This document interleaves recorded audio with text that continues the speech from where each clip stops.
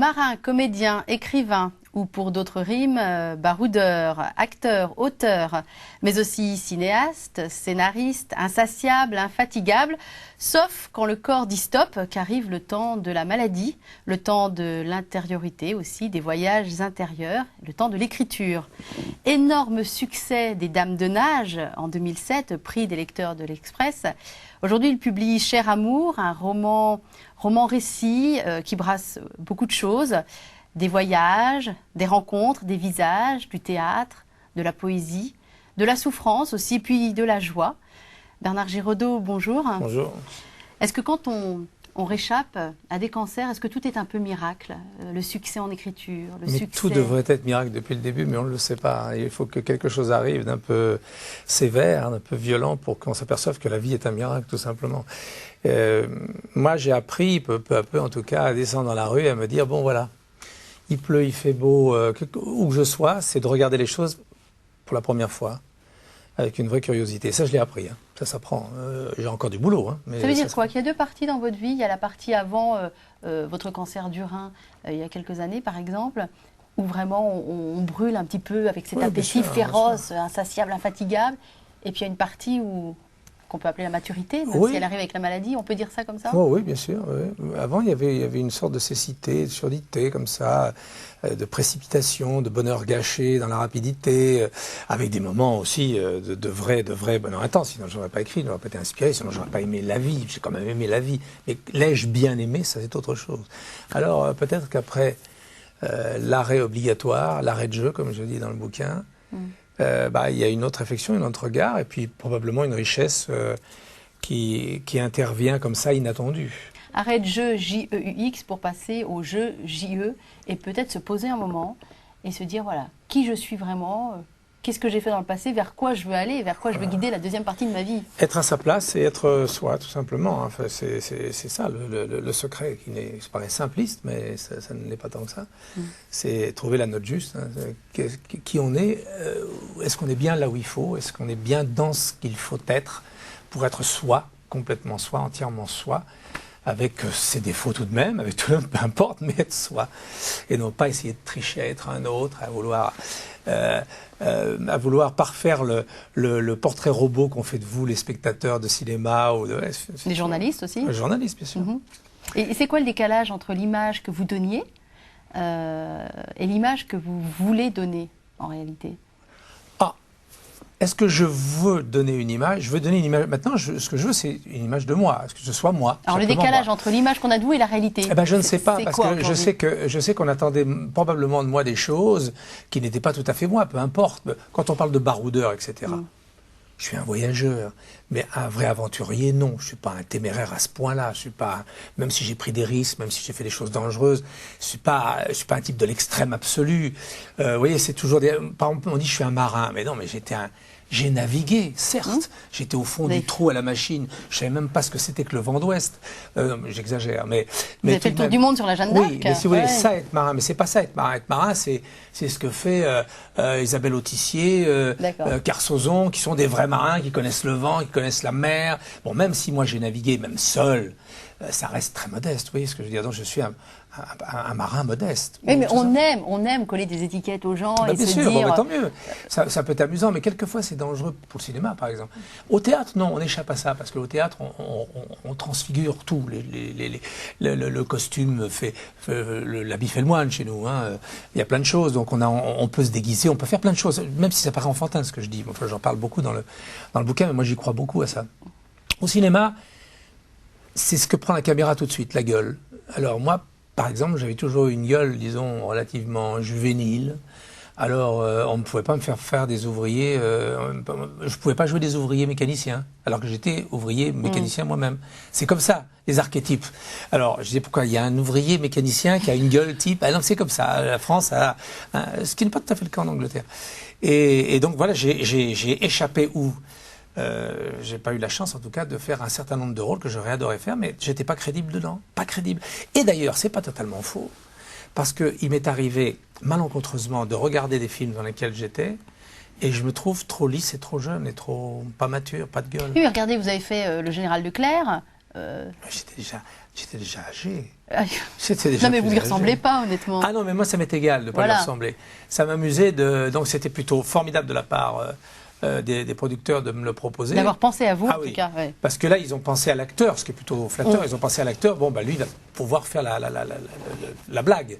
Parce que je n'ai pas essayé de lui ressembler. J'ai simplement mis la moustache, j'ai pris des tics, des choses pour que tout d'un coup, on oublie un petit peu que c'était pas Leclerc, mais moi, enfin, Bernard Giraud. Donc, mais c'était avant, cette partie de la jeunesse, vous savez, où tout est encore lisse, une espèce de fougue juvénile comme ça. Tout est possible. Et tout est possible, mais en fait, c'est très limité. Mais est-ce que la vie n'est pas plus intéressante aujourd'hui, finalement, pour vous? Bien sûr. Oui. Bah, surtout que quand on n'a pas conscience, quand on est dans une sorte d'inconscience, on n'arrive pas ni à palper, ni à saisir les vraies belles choses. Même les voyages que j'ai faits ont été probablement gâchés en partie, puisque j'ai pas eu... Alors maintenant, ils ressurgissent, bien sûr, dans le souvenir. C'est assez fort aussi. Mais il faut prendre conscience. Alors, prendre conscience, c'est le rôle de Richard III que j'ai joué en dernier. Qui a été un rôle important. Hein. Richard III, c'est déjà un rôle hyper physique, Richard III de Shakespeare. Ouais. Puis c'est un rôle qui permet l'introspection énormément. Énorme. Ça a été un tournant pour vous dans votre carrière, Ça a été un tournant dans ma carrière et en même temps dans ma vie, puisque de nouveau ça a frappé.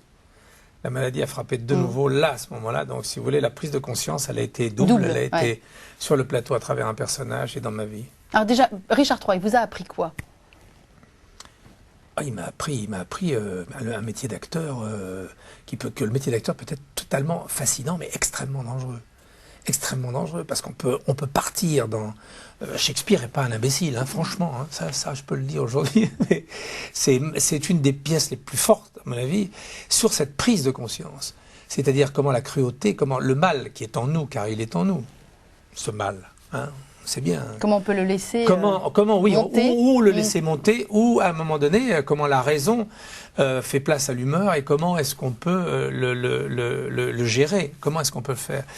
Le Richard III, c'est la volonté de pouvoir, mais surtout la non-conscience du sentiment de l'être, etc. C'est la négation absolue de tout ça. Donc ça lui permet d'aller n'importe où, très loin, et de faire une peur bleue à tout le monde, et d'être d'une cruauté sans précédent, mais il est dans l'inconscient, jusqu'au jour où les fantômes de sa vie vont ressurgir, et où il va prendre conscience. C'est ça, la prise de conscience. Donc c'est un éveil. Finalement, Richard III, à un moment donné, quelque chose se passe, il y a l'éveil. Il va mourir, c'est trop tard. Est-ce qu'on peut dire que vos fantômes, c'est le spectre de la maladie qui est revenu vous frapper à ce moment-là? Est-ce que ça réveille finalement? Pas seulement le spectre de la maladie, probablement, mais ça c'est simplement, la maladie c'est simplement le sujet qui vous... comment dire, c'est quelque chose, la maladie, qui vous signifie, c'est le message immédiat, lisible, d'accord? C'est la lecture immédiate. Mais en fait, les fantômes qui ressurgissent, c'est tout ce que vous avez, à côté de quoi vous êtes passé, du mal que vous avez pu faire, enfin, on le sait bien dans notre vie. Alors, les culpabilités, qu'il faut chasser à un moment donné ou à un autre. Donc la maladie réveille tout ça et vous fait prendre conscience, et à partir de là, un vrai travail peut s'effectuer. Mais on ne va pas parler de la maladie parce qu'on en a pour des heures. Sur le plateau d'un théâtre, on trouve une vraie transcendance. Souvent, les acteurs disent ça. Ils sont ailleurs, quoi. Ils sont là avec le public et en même temps, ils sont dans un autre... C'est un dédoublement de la conscience. Espace-temps, voilà, une sorte de transcendance. Est-ce que cette transcendance que vous avez pu trouver au théâtre, vous l'avez trouvée aussi, vous avez essayé de la trouver à travers des religions? Alors, c'est un sujet intéressant. Parce que moi, j'ai toujours été intéressé par les religions. Toujours intéressé aux religions. J'ai lu un certain nombre de choses, pas seulement la Bible, mais aussi bien vous avez lu la Bible, déjà? Oui, quand même. Dans le Coran ou des textes bouddhistes ou hindouistes. Ce qui m'intéressait, c'était plus ce que la symbolique pouvait... Est-ce que la symbolique pouvait m'éclairer? Parce que même dans la Bible, les gens, la lecture au premier degré, évidemment, elle peut paraître même un peu simpliste, on le sait bien, hein, surtout dans l'Ancien Testament. Mais il y a une symbolique très forte, donc de là, lire tout ce qui est autour, les textes qui sont autour, mais pas seulement dans une religion, c'est-à-dire la religion catholique, la chrétienté, mais aller chercher les textes dans les textes philosophiques, asiatiques, la philosophie bouddhiste ou le taoïsme, par exemple, tout à fait passionnante. On arrive à retisser des liens qui sont des liens spirituels, qui sont des choses qui, effectivement, vous disent que ça n'est pas suffisant ce que je suis en train de vivre ici, quelque chose d'autre. Et vous en êtes où aujourd'hui de ces recherches? j'en suis où? C'est très difficile. Je crois qu'on peut difficilement parler d'un chemin. Je pense que vous demanderiez ça à un moine tibétain ou un moine dominicain ou qui prie tout le long de la journée, ou enfin dominicain peut-être moins que d'autres, j'en sais rien. Mais c'est difficile parce que le doute est là, évidemment, comme toujours. La foi, c'est quoi? La foi en la guérison, la foi en la vie, la foi en l'autre.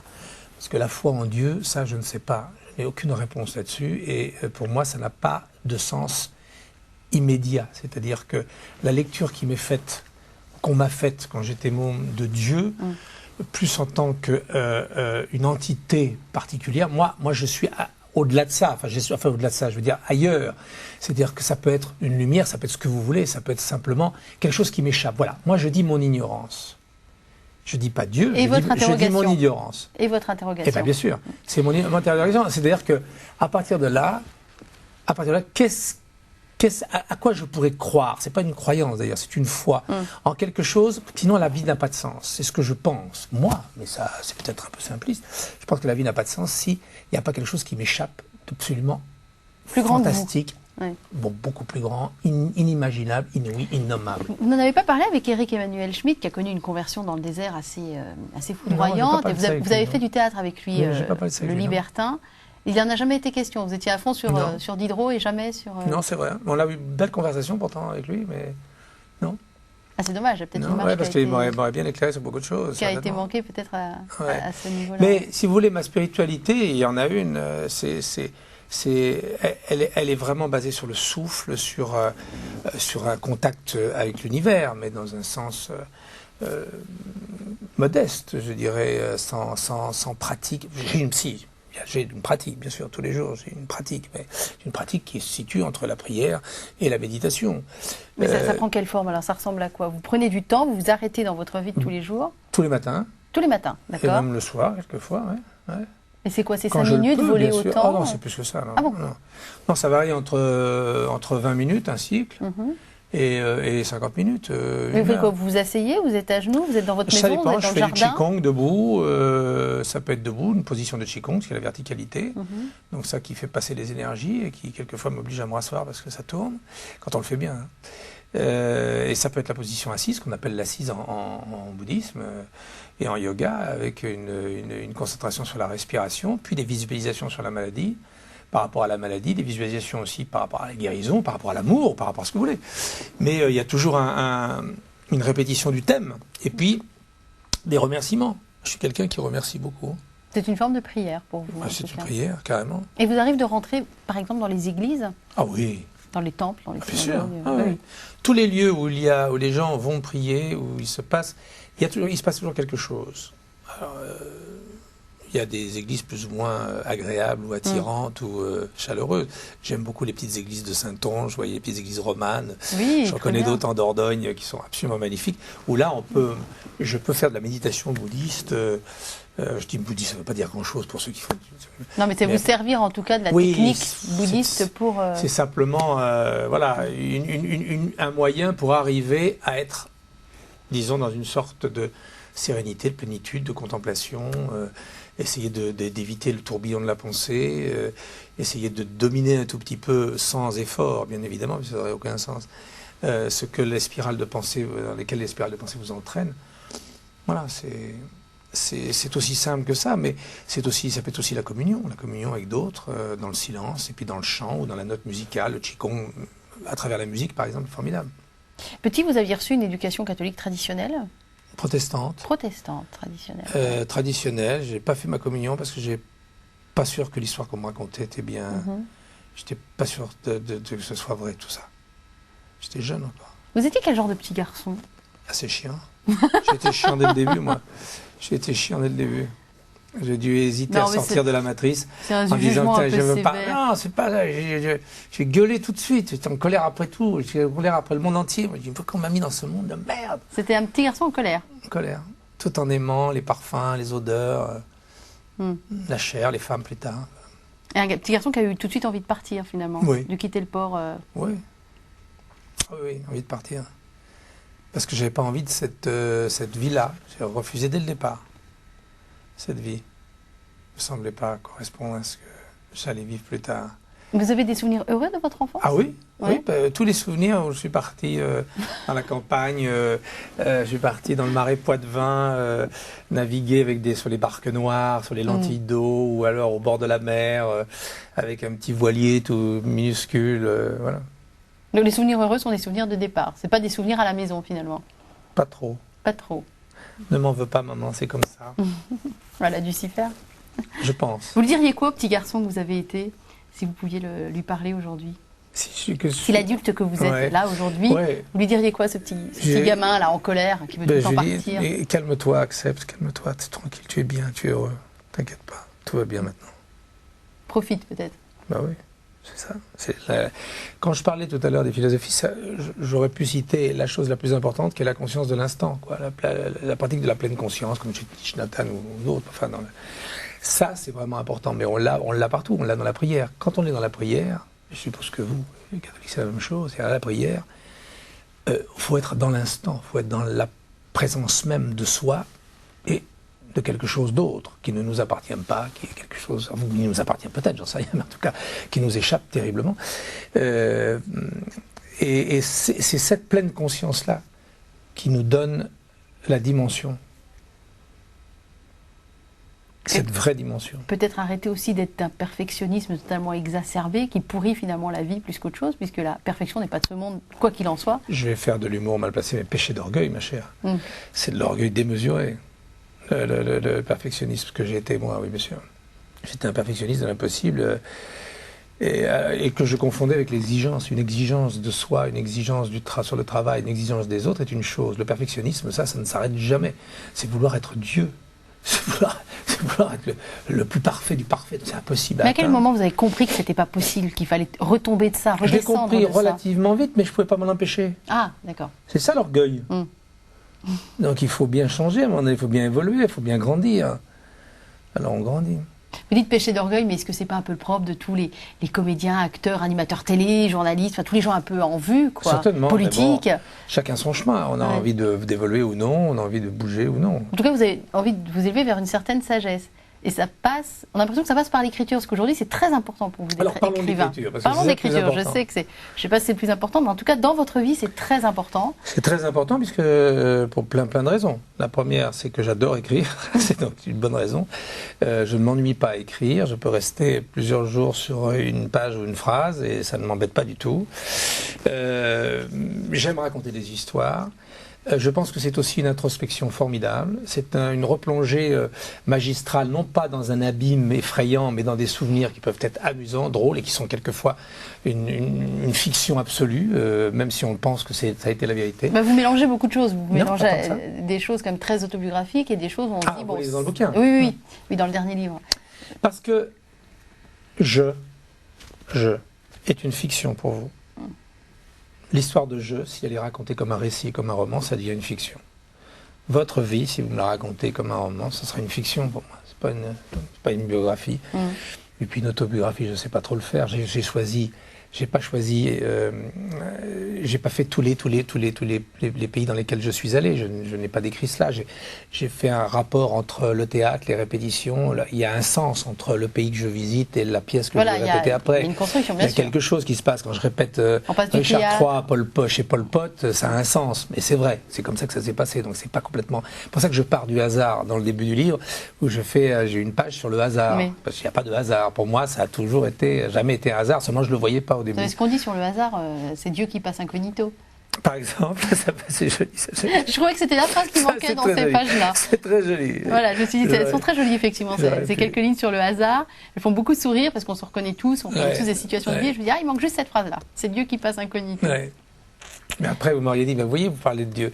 Non, je ne parle pas de Dieu parce que je ne sais pas qui c'est. Mais comme vous êtes beaucoup dans la rencontre avec l'autre, vous êtes beaucoup à la recherche de visages notamment, d'autres peuplades, d'autres gens, d'autres façons de vivre. C'est peut-être une manière détournée ou même carrément directe de rencontrer Dieu. Enfin, Probablement, mais c'est en tout cas le peut-être à la recherche premier... du prochain. À la recherche d'un état d'amour, déjà. Être dans un état d'amour, c'est important. L'amour, c'est le lien entre... Donc ça commence par ça. Après, probablement que les choses... Mais j'ai du boulot, hein. J'ai encore du chemin à faire, moi. Alors l'écriture, c'est ça qui m'excite d'ailleurs. Ce qui est drôle, c'est que vous écrivez depuis très longtemps, mais il a fallu qu'une éditrice vienne vous chercher en disant mais tu n'aurais pas des récits de voyage, toi, le baroudeur, etc. Et que vous ressortiez des lettres que vous aviez écrites à un ami handicapé qui lui était cloué dans son fauteuil et à qui vous écriviez vos récits de voyage, quoi. C'est pas venu, le fait d'être publié, c'était pas quelque chose de... Alors que c'est fondamental chez les écrivains, souvent. Finalement, je suis beaucoup plus modeste qu'on imagine, peut-être. Je suis resté, je doutais beaucoup sur le plan de l'écriture. Ouais. Mais non, mais comme tous les gens, peut-être, qui n'ont pas fait d'études, qui n'ont pas été à l'université. Complexe. Pour moi, il y a un petit complexe. Alors, est-ce qu'on sait écrire? On n'a pas appris à faire une introduction, une conclusion. Moi, je ne sais pas faire ça, tout ça. Oui, mais c'est l'université de la vie, finalement, parce que vous avez vu beaucoup plus de choses que beaucoup de gens qui vont vous lire. Et après, vous arrivez avec votre style, et finalement, ça passe très bien. D'où les succès de vos livres, que ce soit Les Dames de Nage. Puis on apprend en lisant les autres aussi, hein. En lisant beaucoup, on apprend. J'imagine que vous avez lu beaucoup de littérature de voyage. De voyage, oui, de littérature de mer. Et puis bon, moi, je sais qu'à chaque fois que j'écris, j'apprends, par exemple, tout d'un coup, je me dis, mais là, tu as mis trop d'adjectifs. Là, il y a bien l'adjectif de trop, pourtant celui-là, tu l'aimes, il faut le supprimer. Il faut changer la virgule de place, c'est pas tout à fait le même sens. Là, il y a une respiration, il y a tout ça. C'est très excitant de travailler là-dessus, sur le sens. Je m'amuse beaucoup, alors je ne sais pas. Mais celui-là, il est plus travaillé que les autres encore, parce que je sais quels sont les défauts des autres. Donc, sans vouloir pour autant changer mon style, c'est ma façon d'écrire. Mais à travers cela, après, essayer de ne pas tomber dans une poésie qui est un petit peu enflée, un peu ronflante. Voilà, donc. Mais alors, là, aujourd'hui, vous écrivez parce que d'abord, c'est à votre portée, que vous avez des choses à dire, à raconter, que la maladie vous oblige aussi à vous calmer un peu côté théâtre. Mais est-ce que ça veut dire que quand vous serez de nouveau totalement rétabli et que vous aurez trouvé 200% de votre énergie, est-ce que vous allez reprendre, ça y est, le théâtre, reprendre ce stress qu'est le théâtre qui vous mine, reprendre les tournages, enfin, voilà quoi. Ou est-ce que non, ça y est, Bernard Giraudot, tenez-le-vous pour dit, c'est un écrivain. Et on reste là-dessus. Est-ce qu'on peut dire ça? Je serai toujours un acteur qui pourra lire des textes, qui pourra continuer dans des débats comme à Saint-Malo, où on va peut-être se voir. Étonnant voyageur, c'est très bien, c'est 3 jours à chaque fois à la Pentecôte. Oui, c'est formidable. Et je garde un contact avec le public quand même. D'accord, mais vous n'êtes pas sur scène et vous n'êtes pas devant une caméra. Je vais répondre à ce que vous avez très justement dit à l'instant. C'est que ce matin, justement, c'est une réflexion que j'avais, parce que j'ai vraiment médité là-dessus, avec les Molières qui sont arrivés, avec les propositions qu'on me fait par rapport à tout ça. Ce matin, je me suis assis avec ça. C'est un petit temps mort, les Molières, juste pour les gens qui ne sont pas au courant, c'est vous qui avez présenté la dernière, la dernière cérémonie. On a pu vous voir très ému quand votre fille Sarah a chanté. C'était très joli. Alors, qu'est-ce que je disais que ce matin, vous aviez médité sur quelque chose. Oui, sur quelque chose qui était justement cela, le danger, la vigilance que je dois avoir et continuer à avoir, parce que la maladie est là et elle existe, parce que j'ai modifié mon regard et ma vie et que je suis plus heureux aujourd'hui qu'avant. Et si je veux conserver cela, il ne faut pas que je tombe dans ces pièges qui me sont tendus, ces petits diables qui viennent me titiller dans le paraître ou les apparences, ou cet orgueil qui pourrait ressurgir, cet égo qui pourrait de nouveau s'enfler, parce que je ne pourrais pas, je ne le ferai pas. Et je me suis rendu compte ce matin que non, ça ne se passera pas. Alors, je ne dis pas que je ne pourrais pas faire. Peut-être je ne dis pas non à une pièce de théâtre. Oui, parce que je ne vois pas en quoi le fait de faire une pièce de théâtre, ça peut jouer sur l'orgueil, bien sûr, mais vous pouvez l'appréhender différemment. Alors, c'est ça. On peut l'appréhender différemment, il faut que je sois capable de l'appréhender différemment. Ça, je n'en sais rien encore. Je le crois. Mais ce qu'on ne peut pas enlever, c'est le stress, la pression, le trac. Et ça, c'est une chose extrêmement dangereuse pour le déséquilibre. Moi, j'ai réussi à rééquilibrer pour l'instant ce corps. Ça se déséquilibre très très vite, très très vite. Donc il faut que je fasse très attention. Le cinéma, c'est moins passionnant, il y a moins de choses Bon, le théâtre, oui, on peut estimer que jouer une pièce, jouer un rôle, mais il faut le prendre avec une distance inouïe. Est-ce que cette distance sera payable, enfin sera payante, pardon, pour le rôle? Je n'en sais rien. Pourquoi vous n'écrivez pas pour le théâtre, de fait? Parce que pour le cinéma. Répondre à ma question, j'ai écrit pour le cinéma, j'ai écrit pour j'ai pas écrit pour le théâtre, ça me semble extrêmement difficile. Extrêmement difficile parce que d'abord j'en ai fait beaucoup comme acteur, donc je sais que c'est difficile. Et puis quand on vient de faire une pièce de Shakespeare, on a du mal à écrire derrière. Et quoi, votre univers n'est pas transposable sur une scène aussi? C'est possible. Trop de forêt amazonienne, trop de visages, ça coûterait trop cher. Une super production, quoi. Non, c'est possible, mais peut-être aussi que je suis quelque part, ça va vous amuser, mais peut-être je suis trop, j'intellectualise trop. Ce que doit être... Comme je vais condenser sur le théâtre, on va condenser le texte, je vais vouloir que c'est un vrai sens, une vraie... bon, faut que c'en ait un, c'est pas le problème, mais je veux dire que je vais être confronté à l'idée d'être intelligent, vous voyez. Vouloir paraître intelligent, c'est pas le moment. On s'en fout. Alors oui, ce que je voulais vous dire, c'est que dans vos différents livres, il y a une grosse présence qui est la présence de la caméra. Ce qui vous intéresse aujourd'hui, c'est d'être caméra au point et de filmer. Non, qui m'intéressait. Qui vous intéressait, oui, forcément. Mais de mettre cette caméra à la fois qui vous rapproche et qui vous éloigne du sujet, c'est toujours un petit peu bizarre, les caméras ou les appareils photo. Et ça aussi, il y avait ce besoin de... Ce qu'on ressent beaucoup quand on vous lit d'ailleurs, de capturer le monde, de mettre le monde entier dans 300 pages ou dans 52 minutes de... c'est capter, oui. De capter tout ça, de ne pas le laisser perdre, de partager après, mais malheureusement on ne partage jamais la vérité. Mais on est encore dans une fringale, dans une frénésie. Complètement. Donc finalement vous dites je me calme et puis peut-être pas tant que ça. Ah si, je veux dire que la caméra c'est fini. Là je pars ça fait 12 ans. 12-13 ans je pars dans le livre, ça fait dans Cher Amour, on a bien 10 ans en tout cas, moi ce que j'en ai compris, il y avait bien 10 ans. Au moins. Donc moi c'est fini là, la caméra, j'ai laissé, à partir du moment où ça arrive, le petit incident désagréable pour certains et finalement agréable pour moi aujourd'hui, même s'il y a eu douleur, à partir de là les choses évoluent et changent et je n'ai plus besoin de filmer. Moi je suis allé faire un voyage il n'y a pas longtemps en Égypte, j'avais pas mon appareil photo. Je sais pas, caméra, ouais. T'es profité vraiment de l'instant. Ouais. Puis de dire, finalement, celui-là, il est à moi. C'est pas moi. Après, on peut toujours raconter, mais c'est vrai que je me suis aperçu qu'il était impossible de partager les vrais grands moments forts que l'on filme. Puisque d'abord, on filme l'instant, on ne le vit pas. C'est toujours le problème. Et puis ça réduit de toute façon la réalité de toute façon. Devant laquelle vous êtes... Toujours. Donc il faut rester modeste après.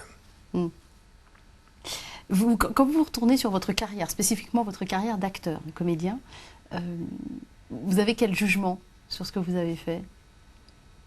J'en ai pas. Vous ne perdez pas de temps à ça? Non. Vous regardez devant alors? Ben oui, j'en ai pas, non. Je peux rien y faire d'abord. Je pense que je pourrais avoir un regard amusé parfois, un regard apitoyé même quelquefois sur le bonhomme qui s'est mis en colère pour pas grand-chose, voilà.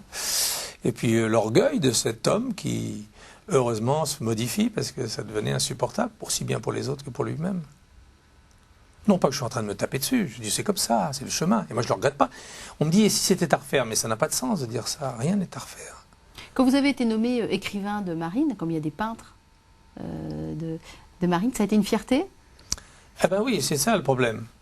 C'est que ça fut une fierté parce que j'avais été matelot et que je me retrouvais capitaine de frégate. Et que voilà, donc il y a eu quelque chose de... Qui vous laisse le loisir de monter sur les navires français. Finalement, au fond, c'était quelque chose de très enfantin. Le monde qui dit, moi maintenant je suis là-haut, voilà, je suis avec les officiers. Très vite, je me suis rendu compte, c'est pour ça que je l'ai écrit aussi, ça, que fouiller cette mémoire-là n'était pas la meilleure des choses et que ça ne m'apprenait pas grand-chose, sinon que c'était inutile. C'est quoi votre prochain grand rêve? Parce qu'on sent que vous tournez vraiment une page et que le passé vous intéresse finalement pas tant que ça. Si on parle de l'avenir, c'est quoi votre prochain rêve? Alors j'essaye aussi de ne pas trop anticiper, n'est-ce pas? Ah oui, c'est vraiment l'instant présent. Hein. Ouais. Ça ne m'empêche pas, évidemment, de pouvoir prévoir des choses. Mais malgré tout, j'anticipe pas trop et j'ai envie d'écrire. J'espère que je trouverai la force d'écrire peut-être sur... un témoignage ou carrément une histoire, une vraie fiction, c'est-à-dire sans le jeu. Quitter le récit d'aventure un petit peu. Et puis sans le jeu peut-être aussi.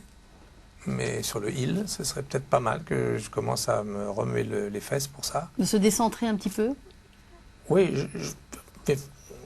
oui, on peut dire décentrer. Je ne sais pas si j'aime trop le mot. Il faut rester centré quand même. D'accord. Qu'est-ce que vous diriez à... Vous voyez toute... Je ne sais pas si vous regardez la télévision.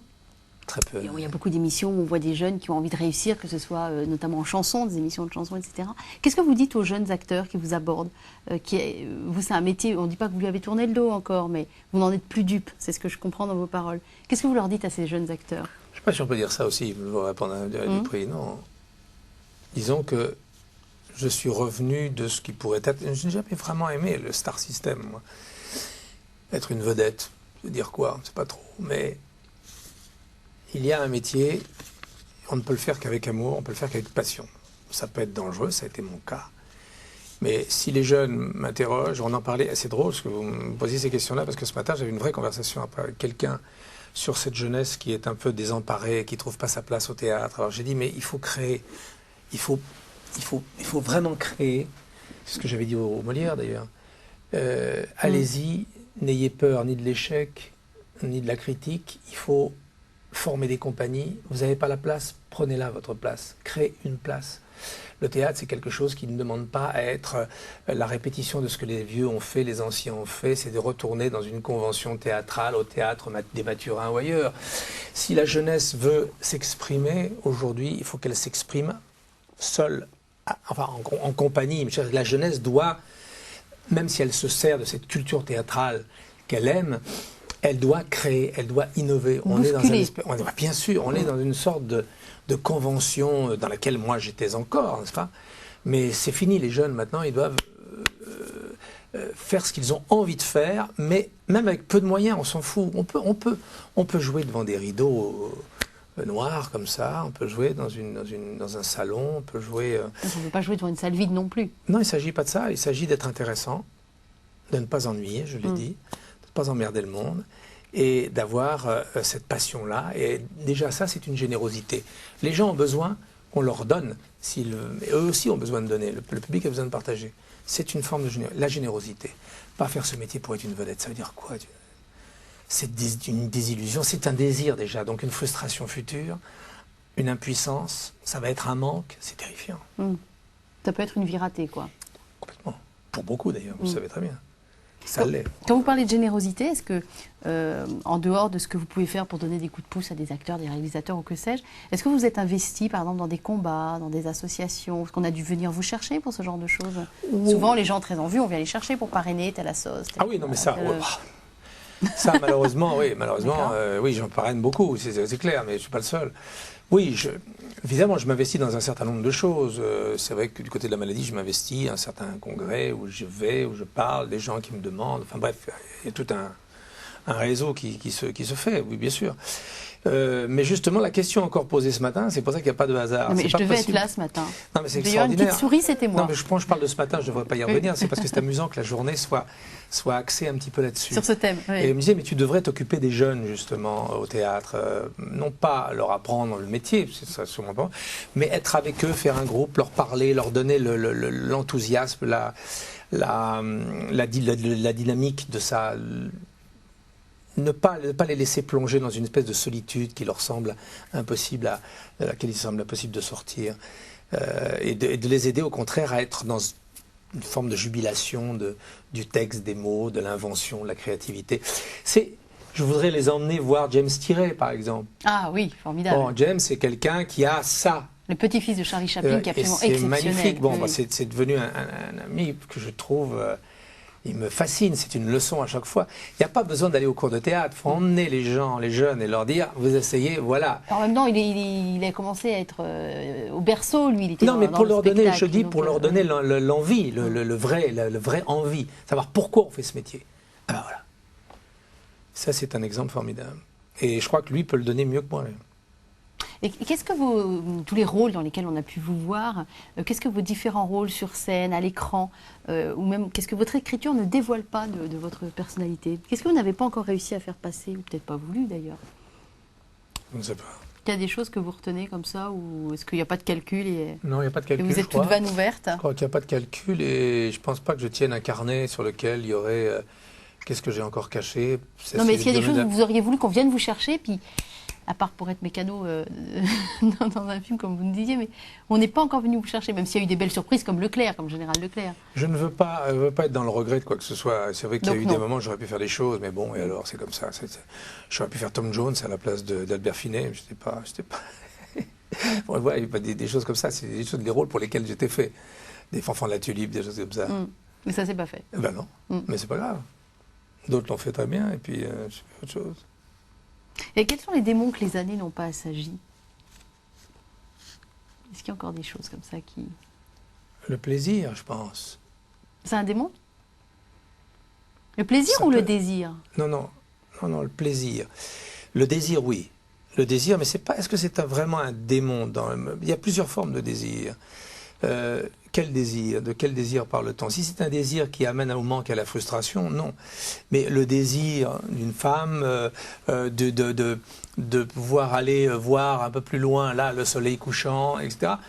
Ça, ce sont des choses, oui, qui sont toujours des... Mais démons, je ne sais pas trop.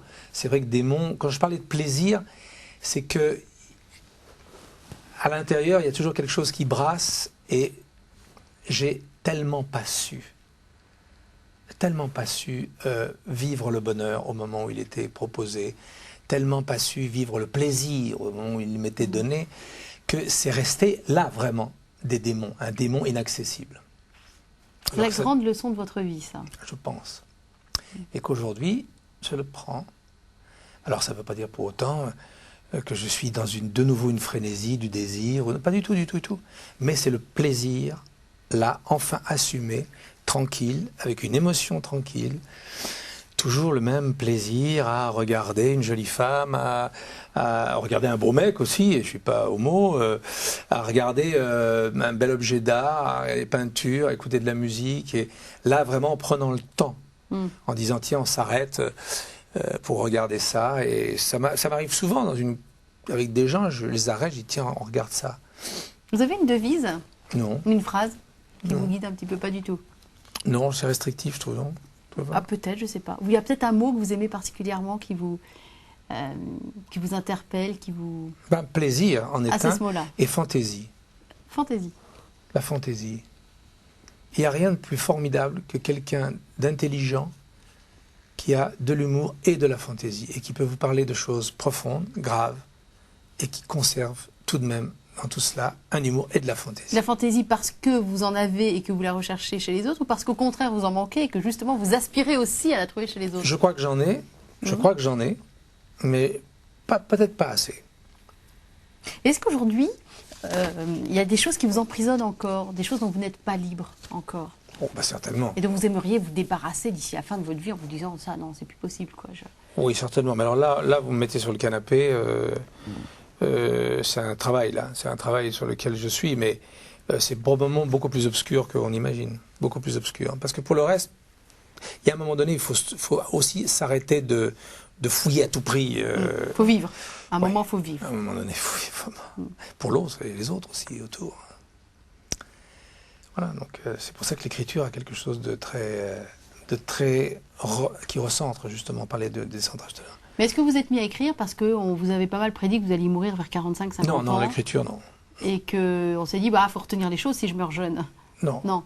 Le cinéma peut-être, la caméra, le documentaire, oui, voyager et filmer, mais parce que j'avais aussi une envie de créativité. C'est vrai que j'ai toujours créé, enfin j'ai toujours eu envie d'inventer, de monter des films. Il y a quand même ce plaisir-là aussi, il existait tout de même si c'était souvent dans la souffrance, dans l'agacement, dans l'énervement. Bon, mais je créais quand même, il y avait cette volonté-là tout le temps. Il y a tout le temps eu ça. Alors l'écriture, c'est la même chose. Si je prends une phrase, pour décrire quelque chose, il faut qu'elle ait un vrai sens. Donc c'est un vrai bonheur de le faire. Voilà, c'est pas. Quand on me dit, vous ne voudriez pas écrire 10 lignes sur tel sujet, ça m'arrive souvent. Mais je leur dis, mais pour quand? Bah pour demain, c'est 10 lignes. Mais je suis incapable. Mais je ne peux pas faire ça. Parce que je ne sais pas chier des vers, quoi. Même les alexandrins, même si je les ai écrits vite, il faut les travailler. Vous voyez ce que je veux dire? C'est des choses qui se pensent, il y a un sens à donner aux choses tout de même, sinon alors c'est très facile d'être toujours dans la gratuité permanente, enfin tout et n'importe quoi. Et aujourd'hui, ce qui donne sens à votre vie, C'est l'écriture, justement? C'est Il y a peut-être l'amour. autre chose, quand même. Non, c'est l'amour. L'amour, savoir que c'est possible d'aimer. Oui. Et donc, l'écriture est une forme d'hommage à l'amour. C'est le cas du bouquin. Non, vous ne voulez pas me répondre. C'est pas le cas du bouquin. Si, complètement. Un bouquin qui s'appelle Cher Amour, c'est pas un hasard, quand même. Qui est une lettre, en réalité, à une J'ai l'impression que je ne Madame réponds pas tout à fait à ce que vous voudriez entendre. Si. Si. Vous savez, moi, je connaissais le principe du journalisme. Moi, j'arrive avec mes questions, vous arrivez avec vos réponses. Je ne sais même pas si ce sont les mêmes réponses que je donnerai demain. Mais c'est pas grave. Voilà. C'est pas grave du tout. Quel est le livre que vous aimez offrir à des gens que vous aimez, notamment? Voilà. Est-ce qu'il y a un livre comme ça que vous aimez Oh, c'est par période. Il y a eu des livres que j'aimais offrir tout d'un coup. Les livres d'Alexander Kent, Capitaine Hornblower. Bon, pas à tout le monde, mais à certains. Oui, bien sûr, ça m'est arrivé d'avoir. Qu'est-ce que là vous me prenez de court, mais il y en a eu pas mal quand même. Il y en a eu beaucoup. Et les films? Quel est le film qu'il faut absolument avoir vu pour comprendre pas forcément des films à vous d'ailleurs. Hein. La soif du mal. Citizen Kane, La soif du mal. Wells. Pas seulement. Hein. Kurosawa. Non. Oui, bien sûr. Enfin, c'est des références en tout cas.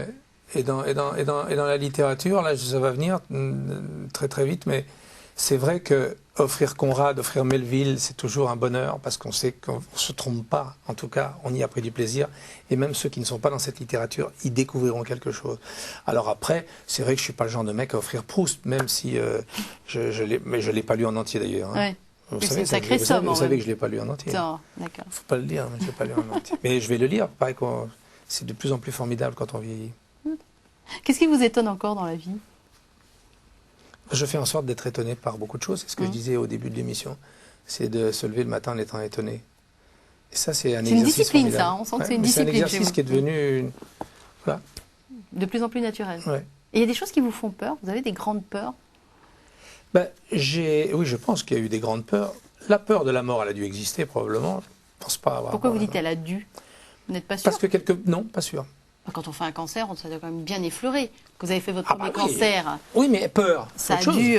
Panique, c'est autre chose. Peur, c'est autre chose, non? Mais je pense qu'inconsciemment, il y a dû y avoir ces peurs-là ont dû exister sans que j'en sois vraiment conscient. Et puis, il y a dû y avoir des peurs de retomber dans certains travers, de retomber dans cette spirale et que j'ai commencé à éliminer effectivement peu à peu, dont on parlait tout à l'heure justement, de ne pas retomber dans l'apparence, dans le paraître, dans ça, etc. Et quand vous avez dealé avec cette peur de la mort, a priori, j'imagine que vous avez déjà perdu des êtres chers aussi, vous en êtes où par rapport à ça? La raison aide beaucoup, le raisonnement et le souffle. La raison et le souffle, et la raison du souffle. Et le souffle de la raison. Et oui, aussi. Non, mais c'est aussi bête que ça. C'est tout est lié, évidemment. Quand je dis la raison, c'est facile de dire ça maintenant. Mais quand on vous l'annonce, mais moi je m'y attendais un peu à cet incident parce que à cette implosion personnelle. Oui, ça allait trop vite. Il fallait que ça s'arrête d'une manière ou d'une autre. Donc ça s'arrête. Bon, j'ai eu une vie incroyable. J'ai fait plein de choses dans ma vie. C'est pas si mal. Bon, j'oubliais une dimension.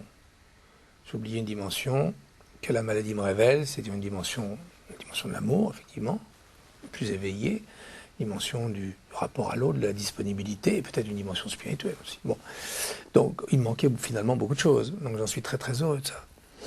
Qu'est-ce qu'on disait là? Parce que je suis parti sur la... Je sais pas, c'est très joli ce que vous dites. Oui, en train de dire, donc j'ai perdu ma question moi aussi. Mais oui, je sais plus ce qu'on disait, peu importe, c'est pas grave. Et la dernière fois que vous avez pleuré, vous vous en souvenez? Oui, j'ai pleuré à ma fille quand elle a eu son Molière. Oui, c'est des pleurs de joie, ça. Oui, c'est des pleurs de joie. Mais quand elle l'a eu, c'était c'était il y a 2-3 ans. 2-3 ans. C'est également, vous étiez en plein dans... J'étais mal, oui. Ouais. Vous étiez très mal. Vous pensiez que vous alliez y rester. Oh oui, là, je pensais que c'était compté en tout cas. Mais je pensais que c'était compté, mais attention, tout en pensant qu'il y avait une force en moi et une foi aussi en la médecine, car elle existe, il ne faut pas la vilipender du tout, elle est là, elle existe. Et je me disais, il y a quelque chose, c'est pas possible, il y a quelque chose. C'est possible. L'amour doit réparer cela, le rééquilibre, l'harmonie du corps et de la vie doit pouvoir remettre les choses en place. Ça doit exister. Et effectivement, ça existe. Vous pouvez nous en dire plus par rapport à cette Non, expérience personnelle, parce qu'on voit les yeux qui pétillent, le sourire qui monte jusqu'aux oreilles. Non, mais parce que c'est un parcours unique pour chacun. Parce qu'on sent que vous n'avez pas guéri que par la médecine, c'est ce que vous êtes en train de nous dire. Heureusement, il y avait la médecine. Il y a une guérison intérieure. Il y a eu des beaucoup opérations, plus... à mon avis, qui n'ont pas toujours été les bienvenues, mais Ouais. parce que les opérations sont toujours Envahissantes. diffuses, envahissantes. Je pense qu'il y a eu ça. J'ai eu foi en cette médecine-là qui pouvait faire des choses, une science qui avance quand même formidablement, et le travail personnel que je pouvais faire. Voilà, vous nous parlez d'une guérison intérieure. Là. Oui, bien sûr. Ouais. Ouais, bien sûr. Qui n'est pas passée par Dieu, mais qui est passée par l'amour. Oui, alors c'est peut-être ça, Dieu. Je sais pas. C'est peut-être ça, Dieu, l'amour. C'est tout simplement ça, je pense. C'est ce qu'on dit toujours. Et tout à l'heure, je vous demandais, que dites-vous aux jeunes qui veulent se lancer dans le cinéma ou le théâtre? Vous avez parfaitement répondu. Que dites-vous aux gens qui aujourd'hui sont atteints d'un cancer ou de toute autre maladie, qui se sentent mal, comme vous avez pu vous sentir mal? En fait, c'est la même chose. Le résultat, c'est prenez-vous en charge. Parce que je dis aux jeunes qui vont faire du cinéma, créez, allez-y, c'est vous. N'attendez rien des autres, c'est vous. Mais, on est un peu plus démunis quand même face à la maladie. Mais justement, comme on est démunis, tout d'un coup on se lâche, on abandonne tout et on abandonne son corps à la médecine. On dit, vous allez me sauver, c'est bon, vous connaissez tout, vous savez tout. Ils ne savent pas grand-chose en face, vous savez. Contrairement à ce qu'on croit, ils ne savent pas grand-chose, ils le disent eux-mêmes, les vrais grands. Ils savent ce qu'il y a eu comme acquis au fur et à mesure des décennies, en avancée sur les nouvelles molécules, etc., etc., etc. Mais il y a tout autant de pathologies, il y en a même de plus en plus. S'il n'y a pas de prise en charge de vous-même, vous n'aiderez pas le médecin à vous guérir. Hein. Alors, il y a des cas, évidemment, où les gens ont dit, moi, je ne m'occupe pas, c'est le médecin qui s'occupe de ma maladie, moi, je m'occupe de moi, ou de rien plutôt, ou d'autres choses. Alors, ça arrive, ça peut marcher, mais en général, c'est pas ça. Pour être heureux aussi, pour arriver, quand je dis être heureux, on sait qu'on est responsable de son bonheur aussi, si on veut l'être. Mais face à la maladie, j'ai plus de mal. Face à la maladie, il y a une prise de responsabilité qui est une prise en charge de soi par rapport à la maladie. Savoir ce que l'on a, peut-être chercher. Alors c'est facile de dire apprivoiser, ça ne veut rien dire. Combattre, ça ne veut rien dire. On sait d'où vous parlez. Vous parlez depuis la maladie. Vous êtes encore en chimio, donc vous êtes crédible dans ce que vous dites. Oui, ça j'espère, oui. Et je veux dire par là que la chimio me soigne, elle m'aide. Mais parallèlement à ça, il y a un vrai travail de prise en charge. Je sais ce que j'ai, je sais comment ça fonctionne, je sais ce que c'est que l'angiogenèse, je sais pourquoi on travaille sur l'anti-angiogenèse. Je lis un certain nombre de choses. J'ai des gens autour de moi que j'ai rencontrés qui sont des gens formidables, qui travaillent à la recherche. Bon, tout ça se fait en même temps, je me prends en charge. C'est-à-dire, je suis responsable de moi, de ma maladie et de moi. Je prends mon bouquin. Je me mets devant la page blanche, j'écris, je suis responsable de moi, je me prends en charge, j'écris, je crée. Cher Amour, il est question de la maladie. Oui, à la fin. Oui, à la fin. Très modestement, discrètement en tout cas. Voilà, c'est ce que j'allais dire, discrètement, de voyages intérieurs, etc. Mais est-ce que ça peut arriver que vous disiez, tiens, comme Philippe Labro l'avait fait avec sa dépression, il a vraiment écrit un livre sur sa dépression, qui visiblement a aidé beaucoup de gens. Est-ce que vous feriez un jour un livre sur la maladie telle que vous l'avez vécue et des petits conseils, voilà, que vous pourriez amener, en tout cas, comment vous en êtes sorti. Je ne sais pas si on passerait ça vous intéresserait par le pas. conseil. Si, je pense que si. Un conseil, en tout cas un témoignage. Je pense que la fin du livre amorce en tout cas un tremplin assez visible pour un témoignage de la maladie dans son fond le plus complexe. Et alors c'est probable, mais moi je ne le ferai pas pour dire je m'assois et je vais le faire. Je veux que ça mature, je veux avoir un certain nombre d'éléments pour ne pas apporter un livre plus un autre livre. Il faut que ce soit un témoignage crédible, il faut que ce soit un témoignage qui permette d'aider les autres, même parce qu'on n'a pas assez insisté sur le fait que c'est un chemin unique. Quand les gens auront compris que c'est un chemin unique, ça ne peut être que leur chemin. Ils peuvent aller demander conseil à l'autre qui va leur dire vous n'avez qu'à faire de l'hypnothérapie ou du qigong ou du chant ou de la danse. Il faut qu'ils trouvent.